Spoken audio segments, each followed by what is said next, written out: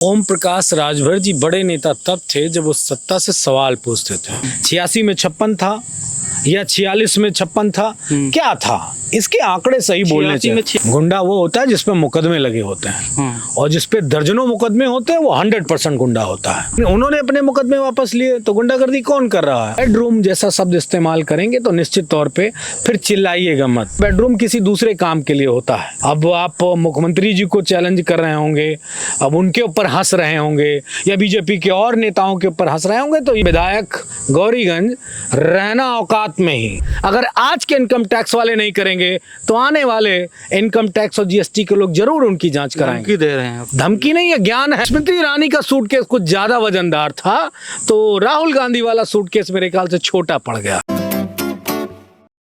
जैसे जैसे 2027 का चुनाव करीब आ रहा है, भारतीय जनता पार्टी और उनके सहयोगी समाजवादी पार्टी के राष्ट्रीय अध्यक्ष और समाजवादी पार्टी पर कई टिप्पणियां कर रहे हैं।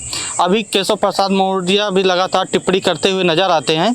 ब्रजेश पाठक ने समाजवादी पार्टी के डीएनए पर भी सवाल उठाया था, जिसके बाद अखिलेश यादव और समाजवादी पार्टी के कार्यकर्ताओं ने भारी नाराजगी जाहिर किया था। ब्रजेश पाठक का एक बयान ये भी आया था कि समाजवादी पार्टी की रणनीति बेडरूम से बनती है। अब ओम प्रकाश राजभर हैं, उनके सहयोगी हैं सुहेलदेव, भारतीय समाज पार्टी के नेता हैं, राष्ट्रीय अध्यक्ष हैं और उत्तर प्रदेश सरकार के मंत्री हैं, बड़े नेता हैं। उन्होंने आरोप लगाया है कि समाजवादी पार्टी की जब सरकार थी तो दलित और पिछड़ों का हक समाजवादी पार्टी ने यादवों को दे दिया, वैसे ही उन्होंने तंज कसा है कि खास लोगों को दे दिया। तो हमारे साथ मनोज यादव जी हैं, समाजवादी पार्टी के प्रवक्ता हैं। इसी मुद्दे पर बात करेंगे। कैसे देख रहे हैं उनके बयान को, ओम प्रकाश राजभर जी के? आपने जो एक शब्द कहा है कि ओम प्रकाश राजभर जी बड़े नेता हैं जी, मैं इस शब्द को खारिज करता हूँ। ओम प्रकाश राजभर जी बड़े नेता तब थे जब वो सत्ता से सवाल पूछते थे। आज वो सत्ता में है और सत्ता में भी रहकर वो ऐसा कोई मिरेकल नहीं कर पाए पिछड़े और दलितों के लिए जो ऐतिहासिक रूप से किसी पन्ने में दर्ज हो जाए। सत्ता मिलना, कैबिनेट मंत्री बनना, विभाग चलाना, ये सब बड़ी छोटी बात होती है।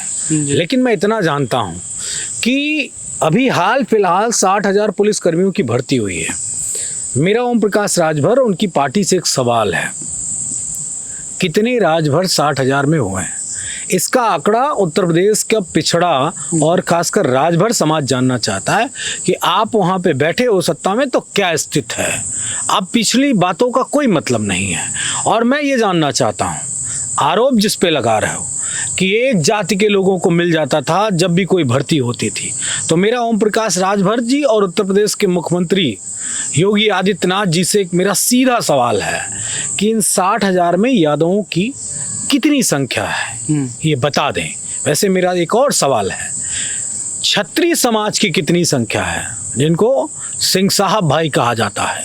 समाजवादी लोग ही कहते हैं, समाजवादी पार्टी के राष्ट्रीय अध्यक्ष अखिलेश यादव ही कहते हैं कि सिंह साहब लोग नहीं, सिंह साहब इसलिए कि वो वैसे तो उसका बड़ा अलग अलग नाम से, कोई छत्री कहता है, कोई राजपूत कहता है, कोई स्पेशल सिंह के नाम के पीछे आप लोग क्यों पड़ गए हैं? नहीं, वो ठीक है, सिंह ही लगाया जाता है लिखा पढ़ी में। छत्री लिखते नहीं हैं, राजपूत भी नहीं लिखते हैं, सिंह ही लगाते हैं। वैसे योगी आदित्यनाथ जी तो लगाते भी नहीं है, लेकिन वो उनको गर्व है, वो अपनी भी जात के लोगों की भर्ती का आंकड़ा बता दें। और सिर्फ ओम प्रकाश राजभर से ही सवाल करूंगा तो शायद और लोग बच जाएंगे। बीजेपी में जितने पिछड़े नेता हैं, चाहे वो संजय निषाद हो गठबंधन के साथी, स्वतंत्र देव जी हो या जो जाट उनके प्रदेश अध्यक्ष हैं, या और भी जितने नेता हैं, उन सबसे मेरा सवाल है कि उन्होंने इस भर्ती में पिछड़ों को कितना हक मिला है, किसको कितना मिला, वो बता दें। अगर उसमें जस्टिस है, सब कुछ सारे आंकड़े सही हैं, तो फिर तो कोई सवाल नहीं उठता। आपके जो आरोप हो गए उसको समाजवादी पार्टी एक्सेप्ट कर लेगी।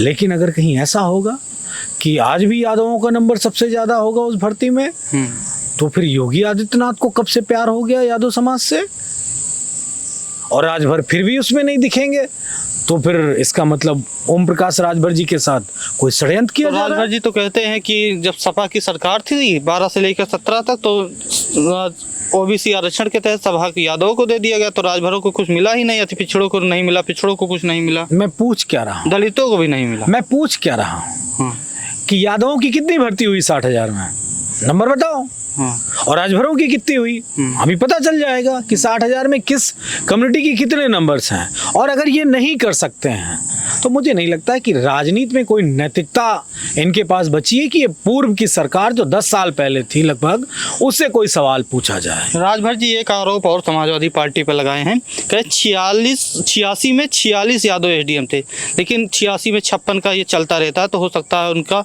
जुबान फिसल गया हो, लेकिन ये आरोप लगता तो है ना आप लोगों पे। नहीं देखिए, राजनीतिक रूप से वो परिपक्व लोग नहीं है, चाहे वो मौजूदा मुख्यमंत्री जी हों या कैबिनेट मंत्री लोग हों या उप मुख्यमंत्री लोग हों, लेकिन अंक गणितीय आधार पे तो थोड़ा सा दिमाग सही होना चाहिए ना। आखिर अंक गणित भी तो कुछ अच्छा होना चाहिए। 86 में 56 था या 46 में 56 था, क्या था, इसके आंकड़े सही बोलने चाहिए। में 46 बोल दिए हैं राज। वही तो मैं कह रहा हूँ, इन लोगों को जब गणित नहीं मालूम है तो ये कूटनीति, राजनीति और उन सारी चीजों को कैसे बेहतर बना पाएंगे जो समाज जानना चाहता है। इस आरोप के बारे में क्या कहेंगे आप, क्या इसमें सच्चाई कितनी है? बेबुनियाद और बेवजह के आरोप हैं, इनका कोई मतलब नहीं है। अगर मतलब होता तो मैं दावे से कह सकता हूं कि अब तक कुछ न कुछ जिन लोगों ने गलत किया उनके खिलाफ सजा होती। मैं एक सवाल पूछता हूं, अगर सब यादव भर गए थे तो आरक्षण खराब हुआ होगा, तो उस भर्ती को चेक करिए कि आरक्षण कहाँ खराब हुआ। अब तो एक चीज आती है, नॉट फॉर सुटेबल। इस पे कभी सवाल आपने पूछते देखा है मौजूदा ओम प्रकाश राजभर को, योगी आदित्यनाथ से, कि हमारा पिछड़ा नॉट फॉर सुटेबल कैसे हो जाता है, हमारा दलित नॉट फॉर सुटेबल कैसे हो जाता है? योग्यता ही नहीं है। वैसे आपको याद दिला दूं, योगी आदित्यनाथ ने कहा था कि हमारे पास नौकरियां बहुत हैं लेकिन उत्तर प्रदेश में काबिल लोग नहीं हैं। उनका काबिल लोगों का अभिप्राय था कि जो बहुसंख्यक आबादी है, जो पिछड़े हैं, दलित हैं, अल्पसंख्यक कम्युनिटी है और आदिवासी हैं, इन सब में काबिल लोग नहीं पाए जाते हैं, इसीलिए वो नौकरी नहीं दे पा रहे। इसीलिए ST, SC, OBC उन सब के लिए नॉट फॉर सुटेबल कर देते हैं। यही योगी आदित्यनाथ का जादूगरी है। राजभर जी का उसी में एक और बयान आया है कि समाजवादी पार्टी में गुंडों की सरकार थी, अब बाबा की सरकार है, बुलडोजर की सरकार है। तो आपकी सरकार को तो गुंडों की सरकार बता रहे हैं वो। किसी के गुंडा कह देने से कोई गुंडा नहीं हो जाता है। गुंडा वो होता है जिस पे मुकदमे लगे होते हैं, और जिस पे दर्जनों मुकदमे होते हैं वो 100% गुंडा होता है। जिस पे 2 दर्जन मुकदमे होते हैं वो 200% गुंडा होता है। अब बताओ किस पे गुंडे हैं, वालों मुकदमे लगे थे, किसने अपने मुकदमे वापस लिए, ये सब तो मालूम है जनता को। किसने लिए, अभी आप ही तो बताओ ना किसने अपने मुकदमे वापस। बता दीजिए। अरे मैं क्या बताऊं, एक उप मुख्यमंत्री है जिनको DCM बोला जाता है और एक OCM है, उन्होंने अपने मुकदमे वापस लिए। तो गुंडागर्दी कौन कर रहा है, और गुंडा है कौन? जिस पे मुकदमा वो गुंडा। बाकी मैं आपको चोर कह दूं, साहूकार कह दूं, बादशाह कह दूं, राजा कह दूं, आप मुझे जो मर्जी कह दो, वो प्रूफ होना चाहिए। समाजवादियों ने गुंडागर्दी कभी नहीं की। समाजवादियों ने सिर्फ लड़ाई लड़ी है उत्तर प्रदेश के अकलियत के लोगों की, OBC के लोगों की, दलितों की, इसलिए हमको गुंडा कहा जाता है। वैसे कोई फर्क नहीं पड़ता इस बात से, क्योंकि जब आप किसी कमजोर के लिए लड़ोगे तो वो जो सामंती लोग बैठे हैं, जो राज करना चाहते हैं, जो आपको गुलाम बनाना चाहते हैं, वो सदैव आपको गुंडा कह के बोलेंगे। ब्रिजेश पाठक के बयान को ले ही लेते हैं।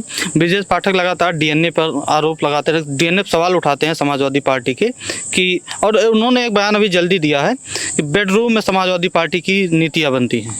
देखिए, मैं अब DNA पे कोई जवाब नहीं दूंगा। आदरणीय राष्ट्रीय अध्यक्ष जी ने बहुत बेहतर तरीके से उनको समझा दिया और मुझे नहीं लगता कि अब उस मुद्दे को हम कुछ छेड़ें, लेकिन बेडरूम वाली बात ज़रूर कह देंगे।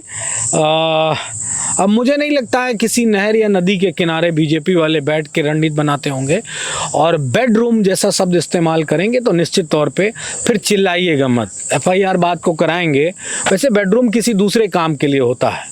अब आप मुख्यमंत्री जी को चैलेंज कर रहे होंगे, अब उनके ऊपर हंस रहे होंगे या बीजेपी के और नेताओं के ऊपर हंस रहे होंगे, तो ये ब्रिजेश पाठक जी का अपना निजी कोई कारण हो सकता है। वैसे बेडरूम जिस कार्य के लिए होता है वो सोने के लिए होता है और बेडरूम में लोग आराम करते हैं। अगर उस काम के अलावा कोई दूसरा काम बेडरूम में करता है तो मेरे ख्याल से बीजेपी की पार्टी होगी कि बेडरूम में ही राजनीति करते होंगे या RSS करता होगा, इसलिए ब्रिजेश पाठक जी बेडरूम बेडरूम चिल्ला रहे हैं। वैसे ये बात तो मुझे मालूम है कि आजकल बीजेपी के लोग सड़कों पे ज़्यादा प्रचलित नज़र आ रहे हैं।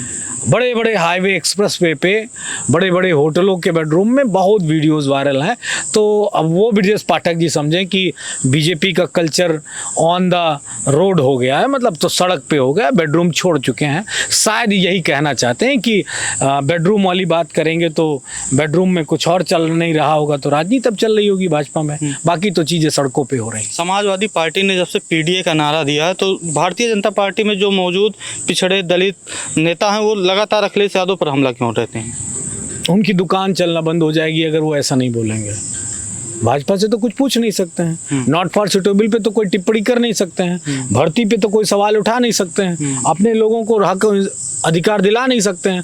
तो आदरणीय राष्ट्रीय अध्यक्ष जी समाजवादी पार्टी पे ही हमलावर रहते हैं। वैसे इन लोगों को मैं 2 लाइन में बता दूं, जब सत्ता में कोई बैठता है और मंत्री की शपथ लेता है, मुख्यमंत्री की शपथ लेता है, तो वो जनता को अपने काम बताता है कि मैंने आज 24 घंटे में कितना काम किया है, हमारी सरकार ने 365 दिन में कितना काम किया है, हमारी सरकार ने 1800 से ज़्यादा समय में कितना काम किया है, या हमारी सरकार ने 9 साल में कितना काम किया। वो विपक्ष से सवाल नहीं पूछते हैं। समाजवादी पार्टी जब सत्ता में होती है तो विपक्ष से सवाल नहीं पूछती, अपने कामों को बताती है, हर दिन बताती है। लेकिन बीजेपी के लोगों ने उल्टी गंगा बहाना शुरू कर दिया, इसीलिए बार बार वो लोग कह रहे हैं इन्होंने क्या किया, उन्होंने क्या किया। अरे अपना काम बताओ, जनता ने आपके इसीलिए मुख्यमंत्री बनाया, इसीलिए आपको सत्ता दी कि आम आदमी के लिए, गरीब आदमी के लिए आपने क्या किया है, क्या डिलीवर किया है। अब ये बताओ 91 किलोमीटर का 4 लाइन की सड़क 7,350 करोड़ में बनाई गई है, और हमारा एक्सप्रेस वे लखनऊ से लेके आगरा तक 302 किलोमीटर का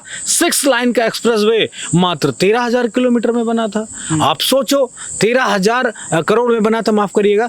तो बीजेपी भ्रष्टाचार की जननी है, भ्रष्टाचार कर रही है, बंदरबाट हो रहा है। जिस मंत्री को पैसा नहीं मिल रहा है वो अधिकारियों पे आरोप लगा देता है, इसके अलावा दूसरा कुछ नहीं है। आपके पार्टी के विधायक हैं, जानते होंगे, गौरीगंज से विधायक हैं राकेश प्रताप सिंह, जान रहे हैं? जी जी बिल्कुल जान रहा हूँ, ये भगोड़े टाइप वाले विधायक हैं। उन्होंने आरोप लगाया है कि मैं जब गाड़ी लेता था तो माननीय जी को खलता था, मैं जमींदार परिवार से था, गाड़ी तो लेता था, आप शिक्षक के परिवार से, उसमें मेरी क्या गलती? वीडियो देखे आप? देखा हूँ, सुना हूँ, वो उनके जो ये कटु वचन है, वो कटु वचन उनको मुबारक। मैं इतना जानता हूँ कि तुम तो रजवाड़े घर से हो ही, जमींदार घर से हो ही, तुम 1 गाड़ी लो 10 गाड़ी लो, इस बात से समाजवादी पार्टी को कोई फर्क नहीं पड़ता। लेकिन जो आरोप है वो बेबुनियाद है, कोई फर्क नहीं पड़ता आप कितनी गाड़ी खरीदते हो। और समाजवादी पार्टी में आप इकलौते नेता ने विधायक नहीं हो जिनके पास गाड़ियां हैं, बहुतों के पास गाड़ियां हैं। जो आज हैं समाजवादी पार्टी में वो भी हर साल 2-2 गाड़ियां खरीद रहे हैं। लेकिन समाजवादी पार्टी के हमारे नेता के ऊपर कोई फर्क नहीं पड़ता, क्योंकि हमारा कोई शौक गाड़ियों का नहीं है कि हम गाड़ी से चलेंगे तब कुछ होगा। लेकिन जो आरोप आपने लगाए हैं उनको प्रूफ करना पड़ेगा। समाजवादी पार्टी जिन गाड़ियों से आप चलते हो, समाजवादी पार्टी अपने पार्टी फंड से अपने गरीब नेताओं को गाड़ियां देती है। 1 नहीं, सैकड़ों नहीं, हजारों गाड़ियां दे चुकी होगी जब से समाजवादी पार्टी बनी है। तो हमारा कोई आरोप नहीं, लेकिन आपके पास कोई भी ऐसा आरोप नहीं है जो समाजवादी पार्टी पर ढंग से लगा सको। लेकिन विधायक गौरीगंज, रहना औकात में ही, औकात से ज़्यादा मत उड़िएगा, क्योंकि सदैव योगी बाबा नहीं बैठे रहेंगे और सदैव तुम सत्ता में भी नहीं रहोगे। सवाल जवाब उतने ही करना जितनी की बात सटीक बैठे। वैसे जब बोलते हो तो किसी, अब आगे शब्द उसको बात नहीं करूंगा, अपनी पैसे भाषा को और अपने शब्दों का प्रयोग बेहतर करना सीख लो। किसी बच्चे की तरह आवाज़ में जब बोलते हो तो अच्छा नहीं लगता है। और दूसरी बात, समाजवादी पार्टी पे इस तरह के 2 कौड़ी के आरोप लगाने से कुछ नहीं होगा। तुम्हारी हैसियत हो, तुम हेलीकॉप्टर से चलो, कौन रोक रहा है तो भाजपा में 1-2 हेलीकॉप्टर हैं गोंडा वालों के पास, हमारे तो कोई हमें प्रॉब्लम नहीं होती है। लेकिन तुम जानो कि इंदिरा गांधी परिवार से कितना पैसा लिया था और समाजवादी पार्टी की सरकार में रह के कितना पैसा कमाया था, कौन सी जमीन बेच के इतनी गाड़ियां खरीदे थे, बताओ थोड़ा जीएसटी वालों को, बताओ थोड़ा इनकम टैक्स वालों को। वैसे मैं दिल्ली में बैठे और उत्तर प्रदेश में बैठे इनकम टैक्स के अधिकारियों से कहता हूं, ये जमींदार खानदान के, इनसे पूछो ये जो कई करोड़ की गाड़ी आती है वो कितनी खेती और कितने बाग बागान बेच के खरीदे हैं। इतना इनकम टैक्स वाले जरूर कर दें। अगर आज के इनकम टैक्स वाले नहीं करेंगे तो आने वाले इनकम टैक्स और जीएसटी के लोग जरूर उनकी जांच कराएंगे। धमकी दे रहे हैं। धमकी नहीं है, ज्ञान है, इसी को दिव्य ज्ञान कहते हैं। अगर उनको नहीं मालूम है तो वो समझ लें, इसी को दिव्य ज्ञान कहा जाता है। वैसे हमें मालूम है कि गांधी परिवार का वो सूटकेस, कई सूटकोस पैसा लिया है चुनाव में, ये हमको भी मालूम है और अमेठी वालों को भी मालूम है। लेकिन स्मृति ईरानी का सूटकेस कुछ ज्यादा वजनदार था, तो राहुल गांधी वाला सूटकेस मेरे ख्याल से छोटा पड़ गया, इसलिए और गाड़ियां ले लो, वैसे कमा भाजपा से ही रहो। हमारे साथ मनोज यादव जी थे, समाजवादी पार्टी के प्रवक्ता हैं, तमाम मुद्दों पर बात कर रहे थे। आपकी क्या राय है हमको कमेंट में ज़रूर बताइएगा। बहुत बहुत धन्यवाद।